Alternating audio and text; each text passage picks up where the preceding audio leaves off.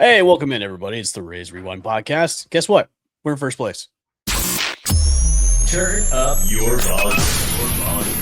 Because you're about to listen to The Sick Podcast. Rays Rewind with Bell, Bushman, and Drew. Jansen. That is into center field. Here comes Kiermaier. Phillips has tied the game. Arose Arena coming around. Throw home. Now he stumbles. But the ball gets away. Tampa Bay wins it. Brett Phillips, Game 4 hero. The sickest Tampa Bay Rays podcast. It's gonna be sick. Welcome back in, everybody. It is the Rays Rewind podcast, the sickest Tampa Bay Rays podcast on the Sick Podcast Network. I'm the great old Bushman, and joining me as usual is Drew. You can follow us on our YouTube page at the Sick Podcast. Rays Rewind. Hit that subscribe and notification bell when new episodes drop, and also follow us on Instagram at Rays Rewind Pod. Welcome in, everybody. It is a happy Mother's Day at the time of this recording. I hope all the Rays, Tampa Bay Rays moms have had a wonderful Mother's Day, as well as my mom and Drew, your mom, and our wives who are mothers too, as well. All the mothers out there, hope you had a great day. Hopefully doing nothing, doing nothing all day. So the Rays completed a series win against the Red Sox today, winning 4-1. They will replay one of the games as a doubleheader. I think it's June or July for that doubleheader game that was rained out. July. I think it's actually the first series right after the All-Star break. Okay, cool. So, yeah, they will replay that game on a doubleheader against Boston when they hit up there in July. More of the same with the Rays, looking pretty good against the Red Sox. Timely hitting. Pitching was great. Nick Martinez, who is, Drew, what's his record since coming on the show? 2-0. And lowered his ERA down to 1.7. If he's not in the, discussion of Cy Young yet, I don't know what is. But Nick's rocking and rolling on the mound. Junior Camaro's hitting dingers. It's all falling into place. It's good. It's a good time to be a Rays fan, man. I mean, you mentioned we're in first place. That's not even just the division. I think that's first in the AL. We are first in the AL. We have the second best record in the whole league, besides Atlanta. Atlanta has the top spot right now. They're cruising. Yeah, man, it's a good time. Everything's clicking. I mean, things are going good when the Rays went on national television, ESPN of all places. I mean, I'd love to get your thoughts. I don't know if you watched Friday's I watched the whole thing. Some people always, when it's on a national broadcast like that, they would rather just listen to the radio guys. Totally get that. I'm curious what your thoughts were on the broadcast. I got the sense I actually really like Carl Ravitch and Eduardo Perez, and actually David Ross too. I like the threesome there. In the past, I've always felt like some of the ESPN guys always kind of came off a little condescending towards like teams like the Rays. I thought Carl Ravitch, Eduardo, and David Ross did a great job. It was just like, although I rolled my eyes many times because they hadn't been on the broadcast on ESPN since 2021. Yep. At least on, they don't do Sunday Night Baseball anymore, but obviously it was Sunday Night Baseball back then. And I think they played the Red Sox for that game. They did. That was the last game they played on ESPN was against the Red Sox. And that was, I think it was when they officially took over first in 2021 from the Red Sox. They swept them in a 4-game series at the Trop, and that Sunday night game, I remember, capped it off. But I got the sense that the broadcast on ESPN, it was like if we had one small ball play, it was like, this is Rays baseball. I know, I heard that. They kept leaning into the whole pesky Rays. They're just going to put pressure on. It just felt like they kept saying the same thing every time. And that's there why they are. And it just felt like they were overdoing it because they were fully aware we hadn't been on their broadcast in a long time, 5 years. Yeah. So I don't know. It was I watched it. I'm one of those people that I have such a sour taste in my mouth about ESPN now because just the way ESPN is and the way they've treated the Rays in the past, especially when the Rays are on. Well, I think it's Sean McDonough. Oh yeah, Majors, because those were on ESPN and he was a nightmare. Yeah. I watched it. I muted it actually, and I turned on not turn on WDAE to have play-by-play just because of past watching them in the past on ESPN, and like it's just the way like you said, they've been kind of like, oh, it's the Rays way. There's those pesky. It's like, come on, guys. Like, what? This isn't 2008 when the Rays became good. Like, they've been good for a while. So like, stop saying like the Rays are not a good team. Like, stop saying it's those pesky Rays that are coming out. Like, stop it. Like, I it's so condescending, and I like Carl. I like Carl Ravitch, but like, when it comes to the ESPN broadcast, it's they always have to mention the Yankees, and they have to mention like Ohtani. So it's like, I'd rather listen to the voices of the Rays than listen to national media, which they don't really pay attention to the Rays. And right now, I know the Rays are getting a lot of national attention just because they're so red hot right now, and the MLB Network. I like MLB Network because MLB Network gets it. Like, they get how the Rays operate, but I don't like all this press because I'd rather them to be the underdogs and not have a lot of press on them than having a lot of press on them right now, because usually when you have a lot of press, there's usually a time where they just go, what's so interesting? They're in such a great sweet spot though. So a couple of things, what you said, MLB Network, I completely agree. They're different to me because they obviously cover the sport just 24/7.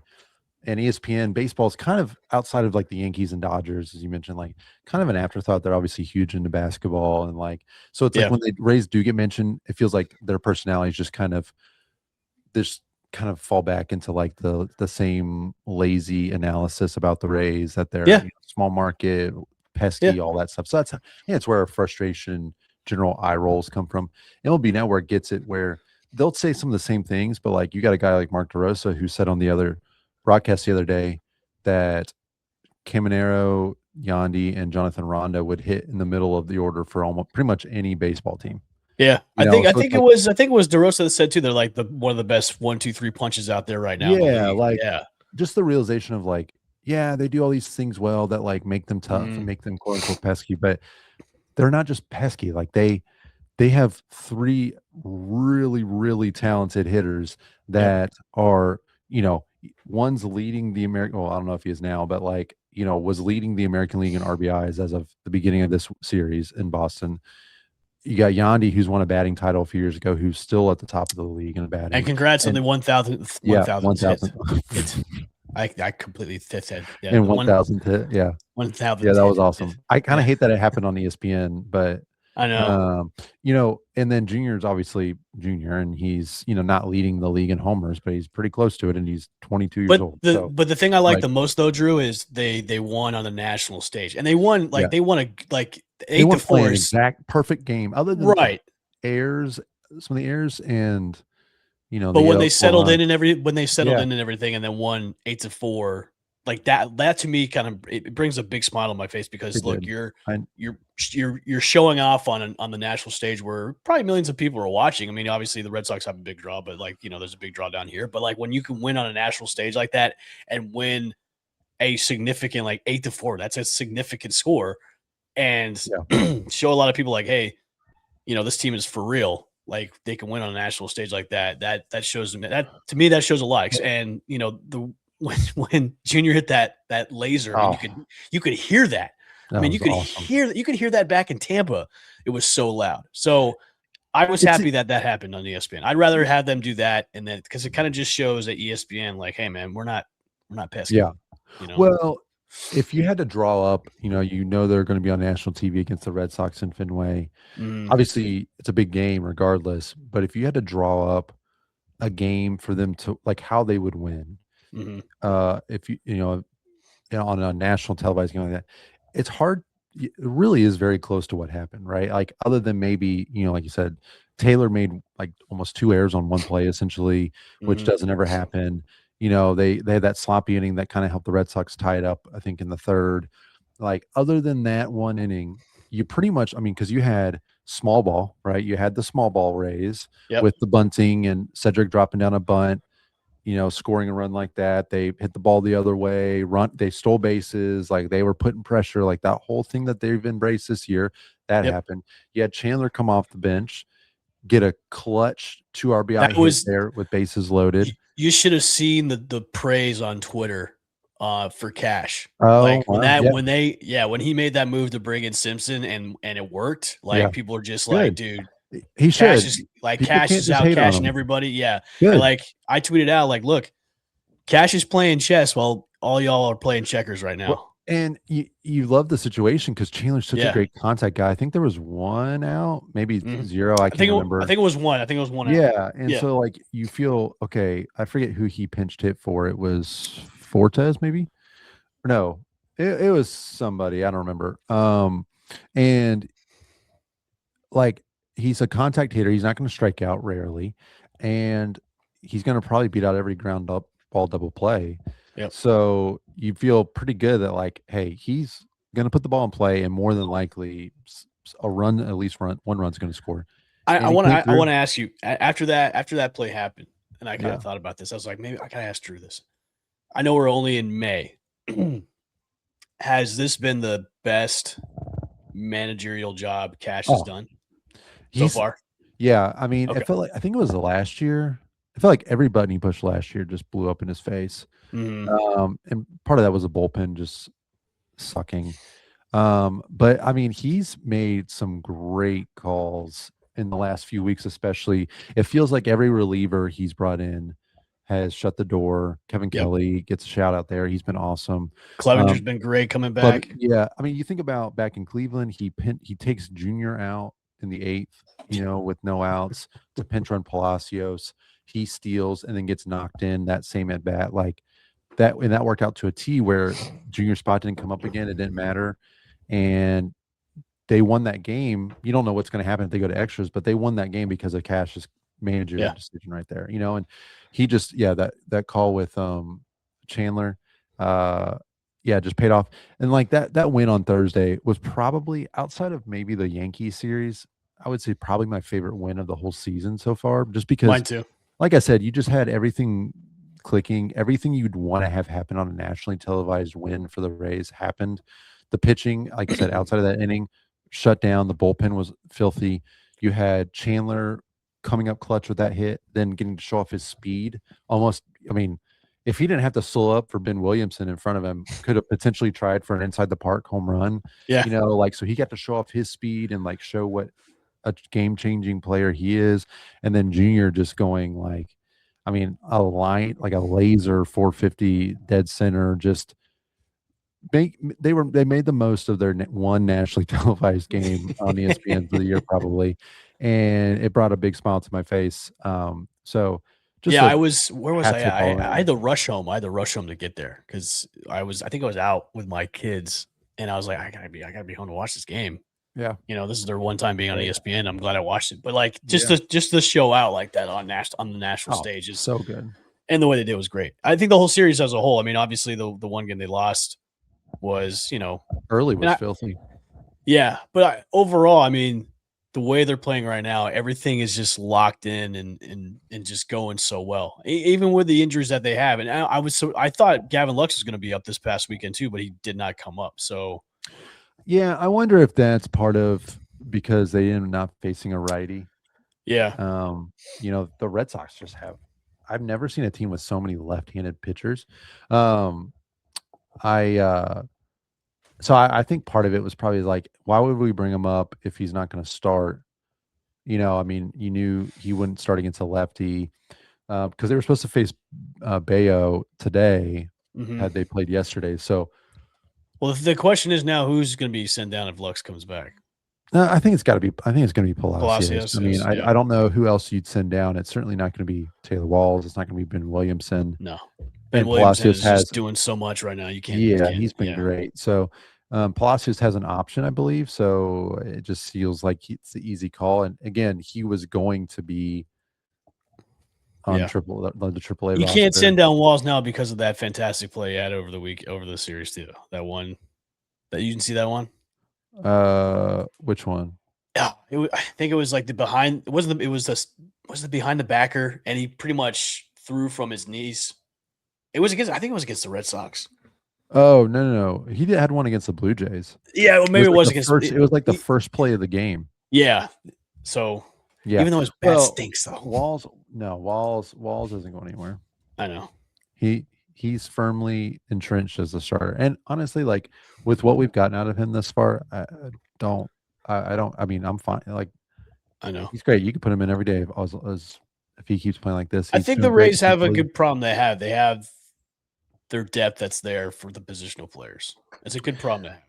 Everything's coming up aces right now for everybody. Cedric even got a few hits this weekend.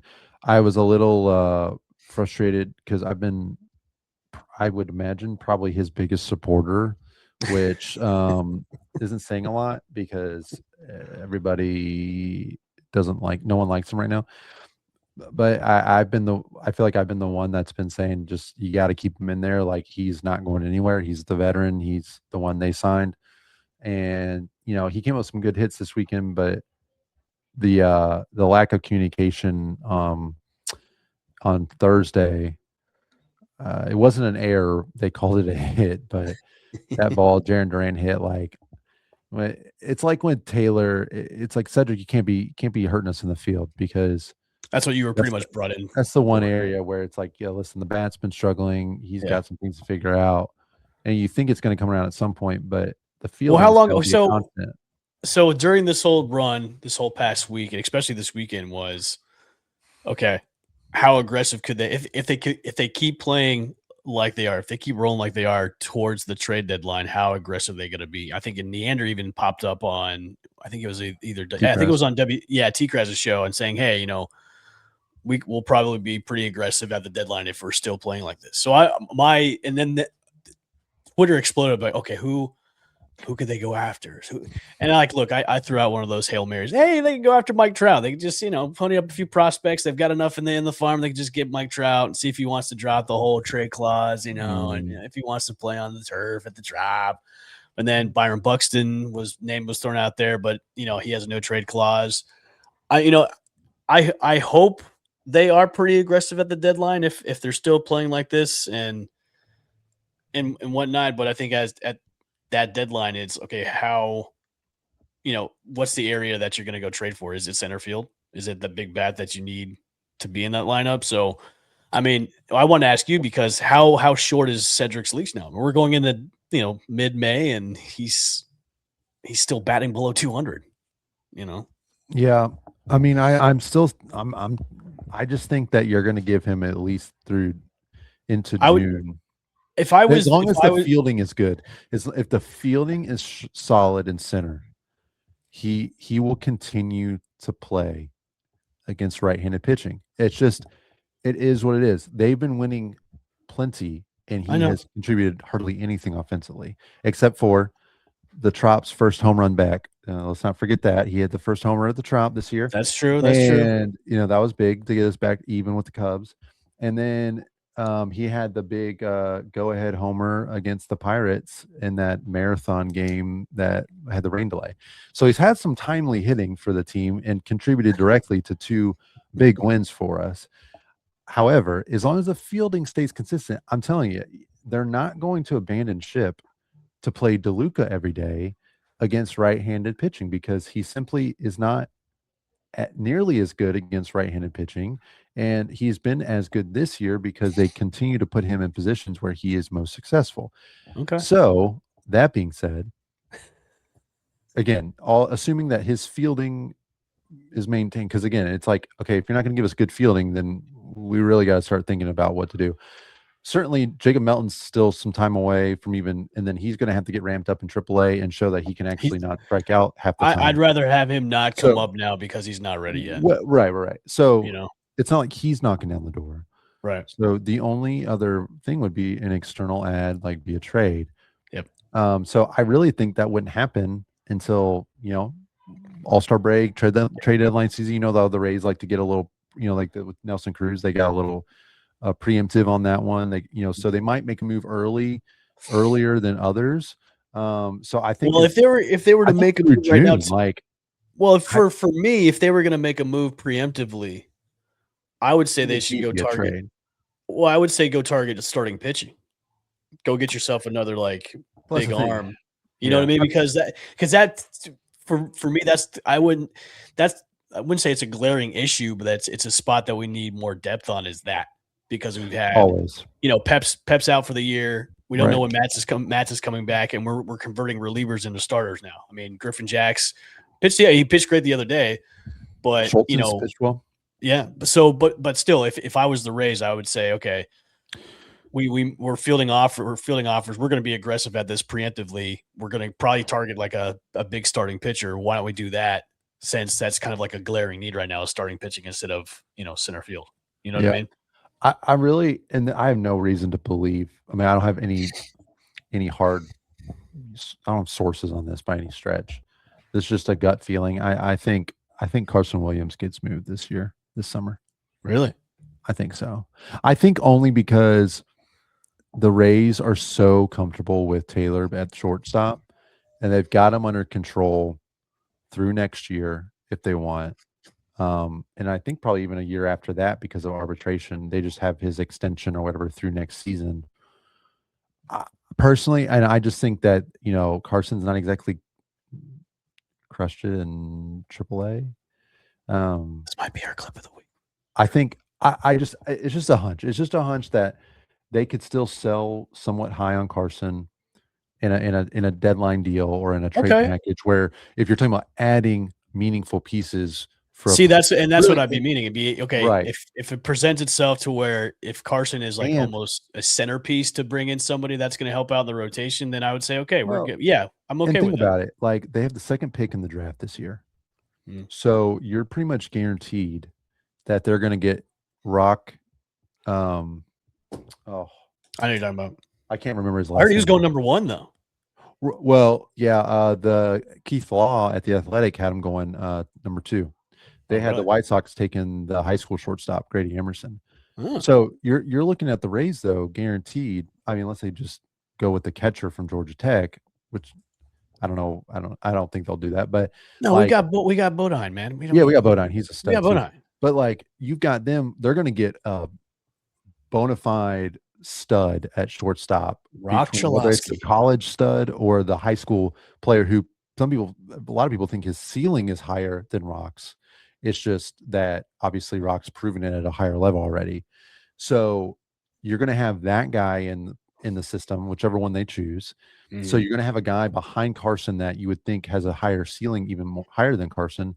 And you still got Taylor, who is, they obviously value, kind of like with Kevin Kiermaier, like, well, also too, then you could put Ben Williamson over at shortstop too as well. And you got Taylor, but they just have so much.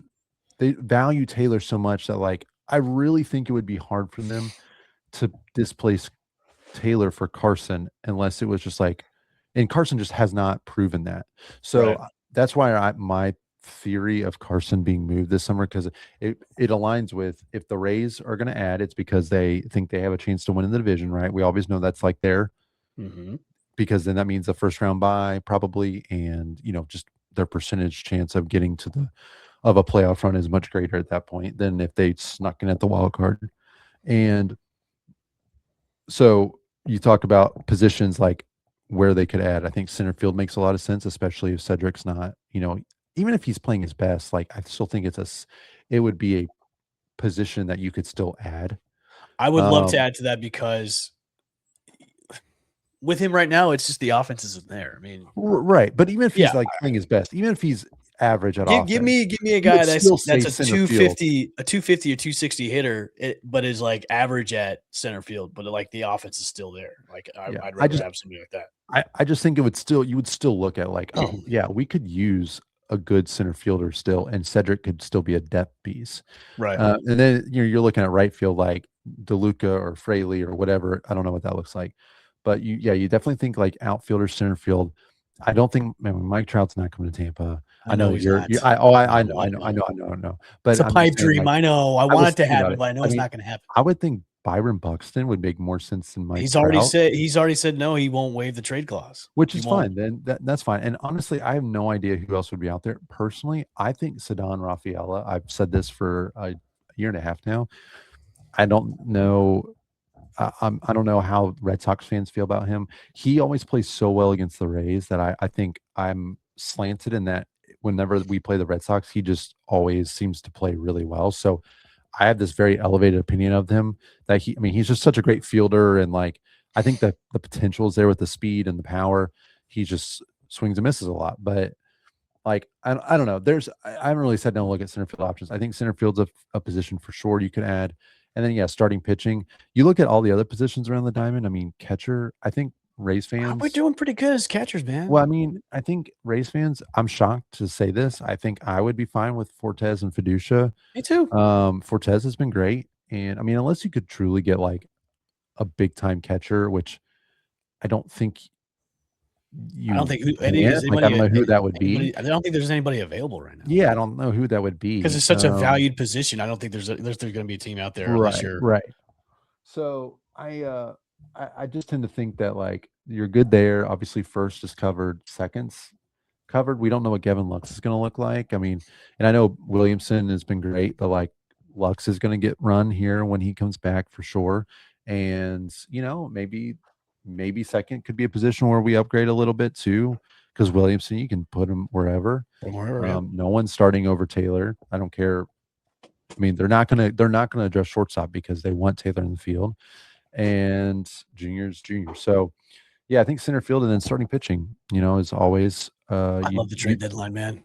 Oh yeah, especially if they're playing like this.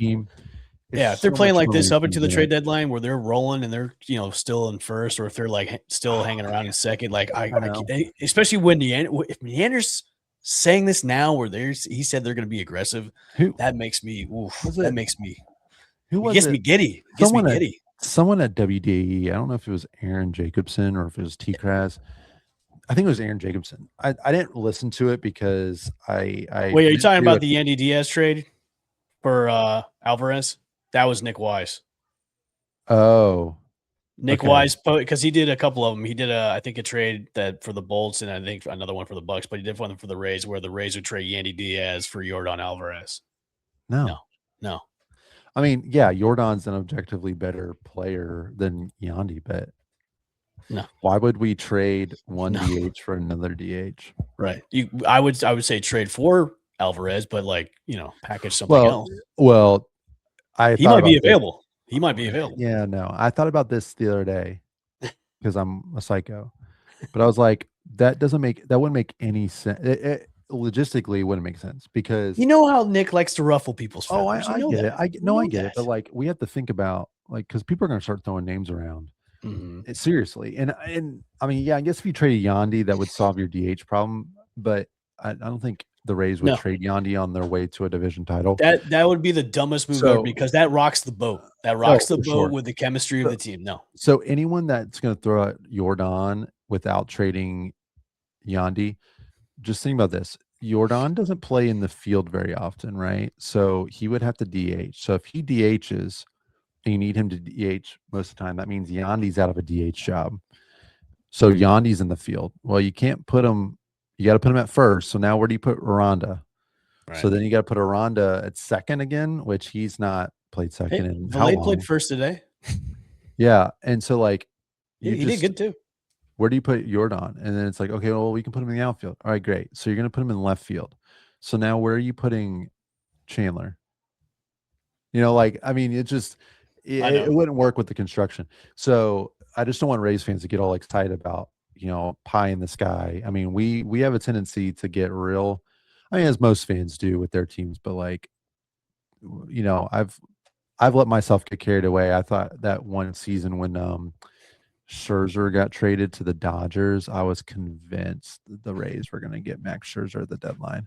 I was convinced. I always text my buddy and he was like, dude, they're not going to do that. And I was like, no, it's gonna happen because they were rumored for it and all this stuff, and it just if there's one guy that I would want the Rays to trade for, it's Mike Trout. I mean, that would be objectively just the craziest thing ever. I think that'd be crazier than Tom Brady coming to the. That's kind of funny you said that because somebody on Twitter said that would be somebody said I did my tweet about hey, I did this on April Fool's Day. I said hey, the Rays were interested in Mike Trout. A lot of y'all thought it was crazy, and then some guy tweeted out to me. He's like, "That would be the equivalent of Tom Brady coming to Tom Brady going to the Bucks." I'm not even as big of a Bucks fan as I used to be. I certainly root for them and keep track of everything, but I remember feeling like That was so strange because he was like the center of the football world, and he chose Tampa Bay. And it was like the Bucks were like, it was like they were the Dallas Cowboys. Listen, they were all over ESPN like for the whole time he was listen, there. if somehow the stars aligned and the Rays somehow bring Mike Trout, it would be the the whole baseball world would explode. Oh, craziest thing ever. And not saying it's gonna happen. If we just let ourselves dream a little bit, like think about the storylines because they make the playoffs. So then you'd have the whole like Mike Trout finally back in the playoffs because he only had that one series against the Royals. And that's good for baseball. Oh, it's great for baseball.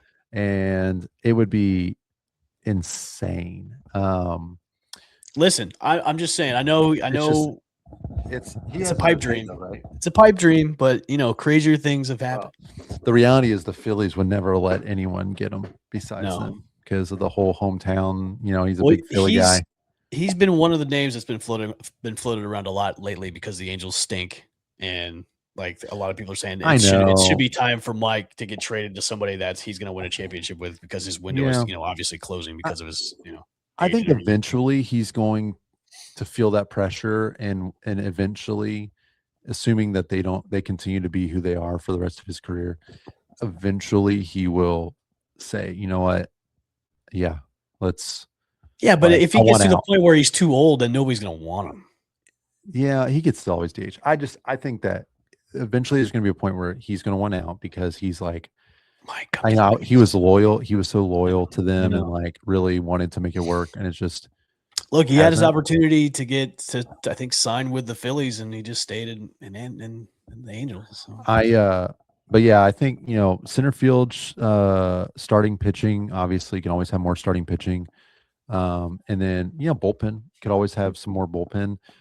It's just so hard to know who's available because like I think we'll know as the weeks go by and once we get closer to the break, we'll find out more and more names are being popped up and stuff. And then I mean, I think even once you get to Memorial Day, past Memorial Day, because I think we're like a quarter of the way into the season right now.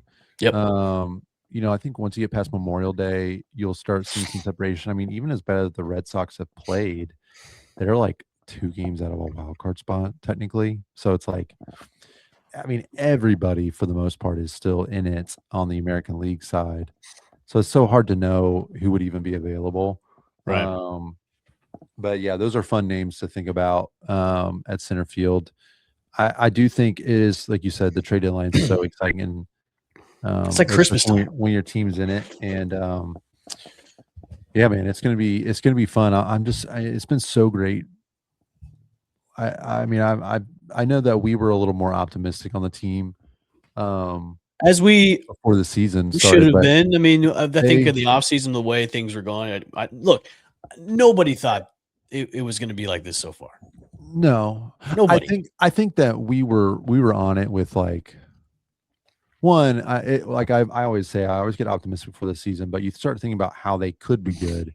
Right. And we were on that with, pitching and defense. Obviously, neither were good at the beginning of the year, but they're back at the Trop. Like things are just clicking for them at home. Things are 10-4 at home right now, and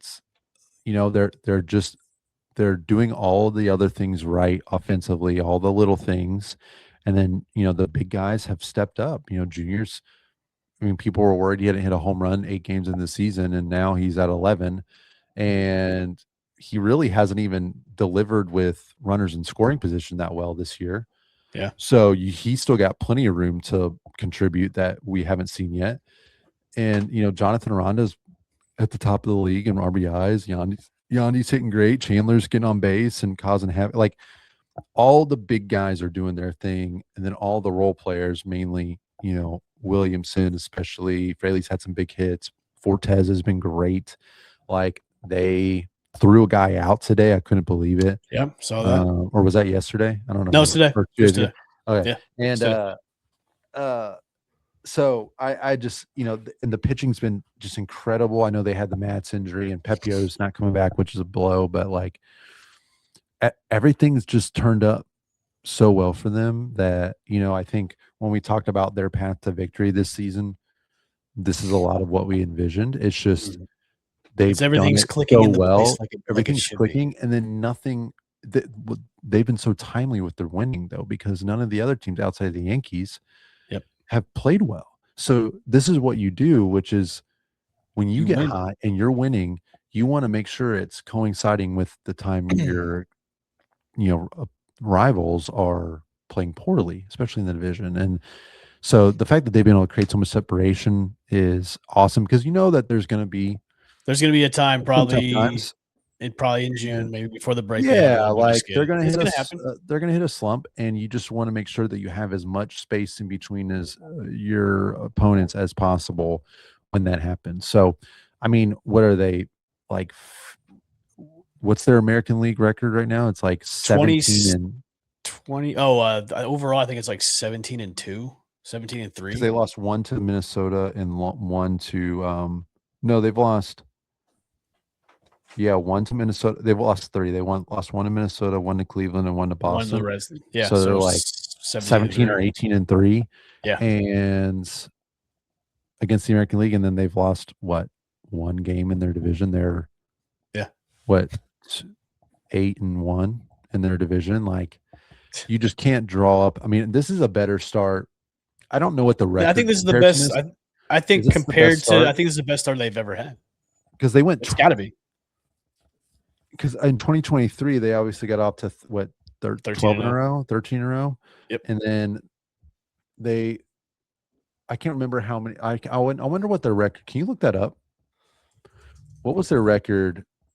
So on Baseball References probably show you, but so what are they right now? They're 26-15. So 41 games, right? Hold on. I'm looking up doing some live research here. Yeah, I got to do it on my phone because my computer's so slow. 26-13. So 39 games. What was the record through 39 games in 2023? I'm looking. Because I would be willing to bet this is probably. They probably were a little better in 23 because I seem to remember they won obviously they won a lot early, but the 2023 season they began 30-9 out of 30-9. Wow, 39 games. I stand corrected. I didn't realize it was that much of a difference.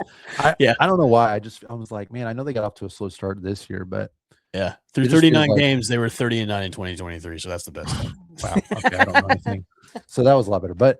Yeah, it's about as good of a start as you could have hoped for. And they just won the games they need to win, like the important games, right? I think for me, for this start of the season, I think overall quality wise, yes, to me it's the best. Just playing quality wise because of the way they're playing small ball. The pitching, the pitching's been fantastic. The bullpen's been the bullpen went from. The bullpen went to a worrisome thing that we would worry about every time a bullpen pitcher would come in to now it's like, hey, it's locked down for the rest of the game. We're good to go. I don't have to worry about the bullpen anymore like we used to. You know what I mean? What they've got 1 loss against a division team. Yeah. 2 additional losses against American League teams. And then their other 10 losses are National League Central teams, which again, every game counts the same, but not every game is as meaningful or as impactful to a season. But to go back to that 2023 season to compare to now, I would say this season to me is better just because of the quality. I know the 30-9 record is 39, but quality wise, this team is way better than that so far. In 2023, I think they are. 2023's team was they never got it fully together really because of injuries. They never got to have a turn through the rotation with Glasnow, McClanahan, Rasmussen, and Jeffrey Springs, and all those guys because Glasnow was hurt to start the year. He's hurt again. I saw that. And then Springs got hurt, 2 weeks in. And then, we had the McClanahan injury and the Wander Franco stuff all in the same week in August. But and then Rass went down in the summer too. So what could have been with that team, I think that ceiling was probably a little higher, but the team as a whole is playing as good as you really could have hoped for. Yep. And Cash is pushing all the right buttons, and like I'll tell you, man, you mentioned like you like the Rays kind of staying under the radar, and now they're kind of getting a lot of pub. I still think they're in a really sweet spot because they're obviously top of the league in the American League. They're getting the pub, but there is still a ton of disrespect because you look at any article. I've read several on ESPN in the last couple days, from Jeff Passan to I think Bradford Doolittle, I think is his name. They talk about the Rays, about this great start, but everyone is fully expecting the Rays to come crashing to earth, and no one looks at this team as a team that could seriously beat the Yankees for the division, and that is everywhere in the media. So as well as they played, no one believes. I'm going to be a smile on my face when they prove everybody wrong. So we'll get on. Yep. We'll get out of the show on that note. So thanks for tuning in for another episode of the Rays Rewind podcast. We want to hear your thoughts about who the Rays should maybe target getting closer to the trade deadline. And do you think the Rays should trade Carson Williams this summer, which will be our clip of the week? But other than that, make sure to go to our YouTube page at the Sick Podcast, Rays Rewind, and also to our Instagram page at Rays Rewind Pod. Hit the subscribe and notification bells when new episodes drop. We will see you guys next time on the Rays Rewind Podcast. See you. Bye. And that's a wrap. Hope you don't miss us too much until next time. Follow the Sick Podcast Rays Rewind with Bushman and Drew on YouTube, Google Play, and Apple Podcasts.